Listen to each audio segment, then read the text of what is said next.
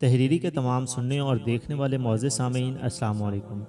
ایک نوجوان پاکستان کا امریکہ چلا گیا اور وہاں جا کر وہ وہیں کی زندگی میں گم ہو گیا۔ اس کے دفتر میں ایک عیسائی لڑکی تھی، اس کے ساتھ اس کے تعلقات بن گئے اور اس نے فیصلہ کر لیا کہ میں نے اس لڑکی کے ساتھ شادی کرنی ہے۔ اس نے جواب دیا میں اپنے ماں باپ سے مشورہ کروں گی۔ ماں باپ اس کے پکے عیسائی تھے، وہ مسلمان کو پسند ہی نہیں کرتے تھے، لیکن بیٹی کی بات کو وہ رد بھی نہیں کر سکتے تھے۔ تب انہوں نے کہا اگر یہ نوجوان ہماری شرائط پوری کر دے تو پھر ہم تمہاری شادی اس کے ساتھ کر دیں گے۔ اور شرائط انہوں نے ایسی عجیب رکھی کہ ان کو یقین تھا کہ یہ پوری نہیں کر سکے گا۔ پہلی شرط یہ رکھی کہ شادی ہوگی تو یہ نوجوان اپنی جگہ کو چھوڑ دے گا اور ہمارے گھر کے قریب آ کر اپنا گھر لے گا اور وہاں رہے گا۔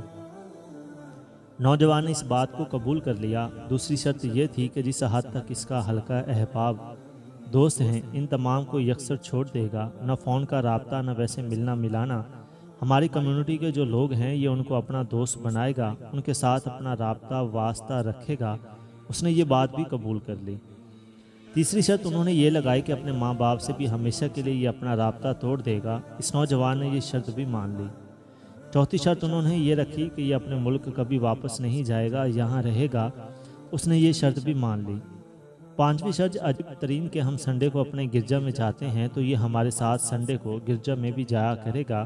اس نے یہ شرط بھی مان لی۔ اس لڑکی کی محبت میں ایسا اندھا ہوا کہ اس نے سب کچھ چھوڑ دیا، چنانچہ جہاں یہ رہتا تھا پتہ چلا یہ ایک دن وہاں سے غائب ہو گیا۔ نہ دفتر والوں کو پتہ نہ دوستوں کو پتہ۔ ایک ماہ 2 ماہ بڑا اس کو تلاش کیا گیا مگر پتہ ہی نہیں کہ کہاں گیا۔ اور وہ ملک بھی اتنا بڑا ہے کہ کوئی گم ہونا چاہے تو وہ بڑے آرام سے گم ہو سکتا ہے۔ لوگ 1 سال تک تو اس کو یاد کرتے رہے، بالآخر اس کی میموری سے بھی ان کی باتیں نکلنے لگ گئیں۔ کوئی 3 سال کے قریب عرصہ اس طرح گزر گیا۔ ایک دن امام صاحب مسجد میں آئے فجر کی نماز کے لیے تو انہوں نے دیکھا کہ یہ نوجوان آیا اور وضو کرنے لگا۔ وہ بڑے حیران ہوئے، یہ زمین میں سے برآمد ہو گیا یا کہیں اوپر سے ٹپک پڑا؟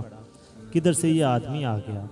خیر وہ بڑے سمجھدار تھے، انہوں نے نماز پڑھائی، اس کو اپنے ساتھ اندر کمرے میں لے گئے اور کہا بھائی آپ کے ساتھ تو ہمارا بڑا تعلق تھا، اتنا عرصہ ہم ایک دوسرے سے دور رہے، اور ایک کپ چائے کا پی لو۔ پھر انہوں نے پوچھا تمہارے ساتھ کیا بنی؟ تو اس نے پورا واقعہ سنایا۔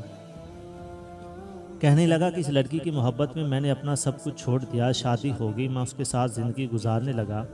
میرے پاس مسلمان ہونے کا ظاہراً کوئی نام و نشان نہیں تھا سوائے ایک نشانی کے کہ میری جو کتابیں تھیں وہ ایک جگہ پڑی ہوئی تھی، ان میں ایک قرآن مجید تھا۔ جب صبح روز میں تیار ہو کے دفتر جانے لگا، کتابوں پر میری نظر پڑتی تو قرآن مجید کو دیکھ کر مجھے اللہ کی یاد آتی، اللہ کا دھیان آتا۔ میں اپنے دل میں کہتا کہ بندے تو خواہشات کے پیچھے لگ گیا، تو ہے بے گناہگار، لیکن دیکھ سچے اللہ کا یہ سچا کلام تیرے گھر میں موجود ہے۔ بس اتنا تصور میری زندگی میں تھا، روز آتے جاتے اس پر میری نظر پڑتی اور یہ خیال میرے دل میں سے گزرتا۔ اتنے کمزور تعلق نے بھی اس بچے ایمان کو بچا لیا۔ کیا ہوا؟ کہتا ہے کہ میں ایک دن آیا تو دیکھا کہ وہ کتاب وہاں موجود نہیں تھی۔ کہتا ہے میں نے بیوی سے کہا کہ کتاب یہاں تھی، وہ کدھر ہے؟ اس نے کہا جناب میں نے آج گھر کی صفائی کی، جس کتاب کو نہ میں پڑھتی ہوں نہ آپ پڑھتے ہیں، میں نے وہ ٹریش کین میں ڈال کے کوڑے کرکٹ کے ڈھیر میں پھینک دی۔ کہتا ہے جیسے ہی میں نے سنا میں اسی وقت اٹھا اور میں اسی طرف گیا جہاں اس نے کتابیں پھینکی تھی۔ باہر جا کر میں نے قرآن مجید کو ڈھونڈا، اس کو چوما، آنکھوں سے لگایا، سینے سے لگایا، اور وہ کھڑکی میں سے سب مجھے دیکھ رہی تھی کہ یہ کیا کر رہا ہے۔ جب واپس گھر آیا تو وہ کہتی ہے یہ کیا پاگلوں والی حرکتیں کر رہے ہو؟ میں نے کہا یہ میرے اللہ کا قرآن ہے اور یہ میرے گھر میں ہمیشہ رہے گا۔ اس نے کہا اچھا ابھی تمہارے اندر وہ جراثیم موجود ہے؟ اس لڑکی نے اپنا بریف کیس اٹھایا اور اپنے والدین کو حالات بتانے چلی گئی، اور میں نے بھی جوتا پہنا اور مسجد میں اپنے رب کو منانے کے لیے آ گیا۔ قرآن مجید کے ساتھ اس کا اتنا کمزور سا تعلق تھا، محبت کا یہ تعلق بھی اس بندے کے لیے ایمان کے بچنے کا سبب بن گیا۔